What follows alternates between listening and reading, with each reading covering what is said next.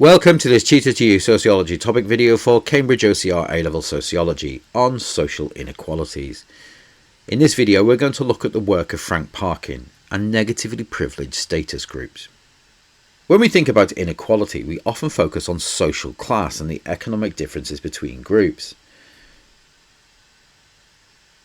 But in his 1968 book, Middle Class Radicalism, Frank Parkin argued that inequality is not only about class, it is also about status.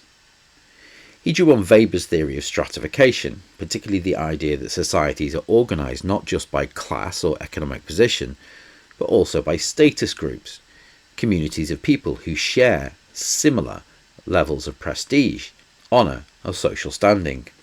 Parkin was writing in the context of 1960s Britain, a period of social reform when governments were passing new laws to reduce discrimination and promote equality. Despite these efforts, significant inequalities remained, particularly for women, ethnic minorities and the working class.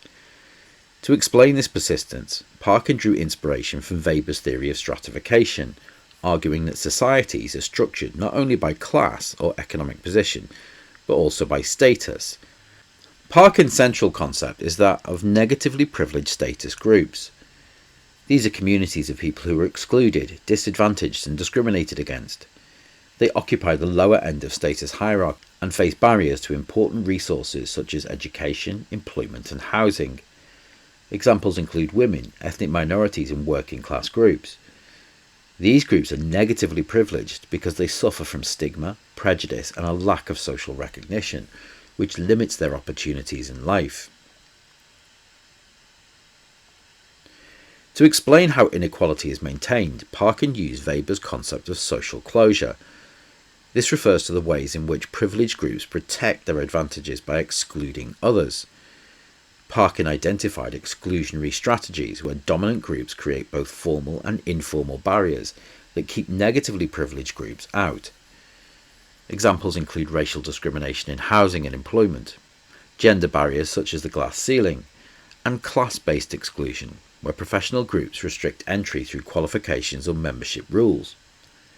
These mechanisms act like closed doors, preventing equal access even in societies that claim to be meritocratic. However, Parkin also recognised that exclusion does not go unchallenged. Negatively privileged groups often attempt to resist and fight back against their exclusion through what he called usurpation strategies. These include collective actions such as trade union movements, civil rights campaigns and feminist activism. Such movements aim to break down exclusionary barriers and gain access to resources, opportunities and social recognition.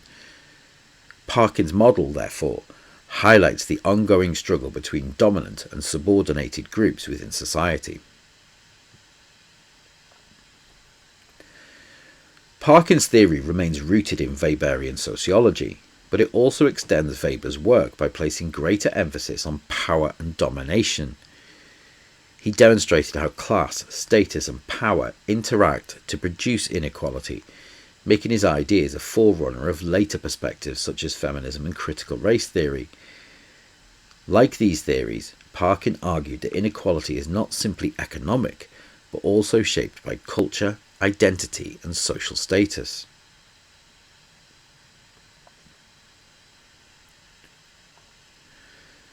Unlike researchers who conducted fieldwork or statistical analysis, Parkin's approach was theoretical. He didn't carry out a single empirical study. Instead, he developed a conceptual model using Weber's theory and evidence drawn from British society in the 1960s. The strength of this approach is that it provides a broad and flexible framework for understanding different forms of inequality across societies. However, the limitation is that it is less grounded in contemporary data, meaning students should consider how relevant his ideas remain in today's more diverse and fluid world.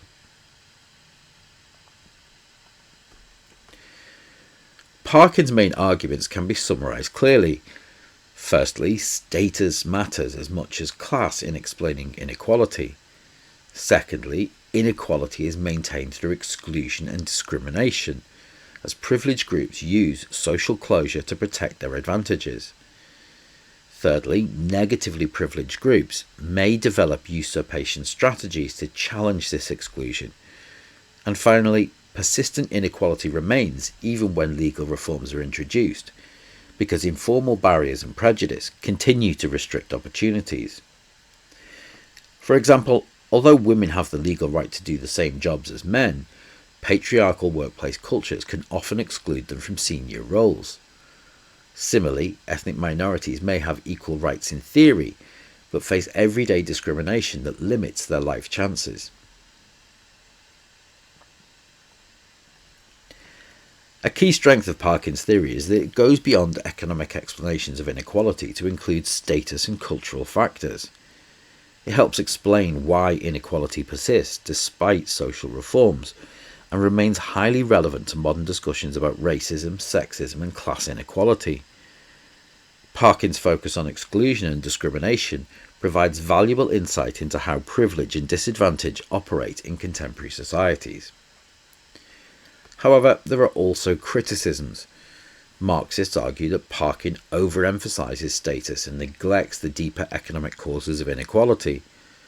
From a Marxist perspective, social closure and exclusion are symptoms of capitalism, not the root cause. Meanwhile, postmodernists would argue that Parkin's model assumes fixed social groups, whereas in today's society, identities and inequalities are more fluid. For example, people may experience multiple intersecting forms of privilege and disadvantage that do not fit neatly into traditional class or status categories. For Cambridge OCR Sociology exams, Parkin's theory is particularly useful. Students can apply his ideas to explain why inequalities persist despite equality laws and social reforms. For example, exclusionary practices in workplace or housing markets demonstrate how discrimination continues beneath the surface. Parkin can also be used to compare Weberian and Marxist theories of inequality, or to assess how far social closure explains persistent disadvantages in modern Britain. In conclusion, Parkin's concept of negatively privileged status groups shows that inequality is not about wealth or class, but also about status and exclusion. His theory highlights how privileged groups maintain their dominance through social closure, while disadvantaged groups resist through collective action. Even decades later, Parkin's ideas remain vital for understanding the ongoing issues of racism, sexism, and class inequality in modern societies. And his work reminds us that true equality requires not just legal reform, but the breaking down of cultural and social barriers that continue to divide society.